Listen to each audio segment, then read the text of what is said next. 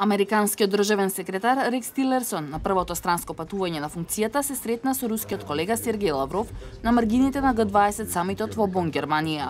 Фокусот на разговорите се идните односи со Русија во светлото на врските на администрацијата на претседателот Трамп со Кремљ. Треба да знаете дека не се мешаме во внатрешните работи на други земји. Тилерсон и Лавров треба да ги допрецизираат темите за кои разговараа по телефон Трамп и Путин на 28 јануари и изразија надеж дека ќе ги воспостават параметрите на натамошната соработка.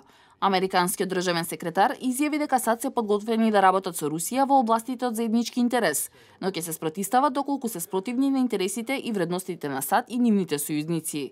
Тилерсон додаде и дека Москва мора да се придржува до преземените обврски во однос на Украина. Додека бараме заеднички области, очекуваме Русија да ги испочитува обврските во однос на договорот од Минск и да работи на деескалација на насилството во Украина. Според Стейт департментот, главната цел на првата посета во странство на Тилерсон е да ги слушне своите колеги од Г20 групата.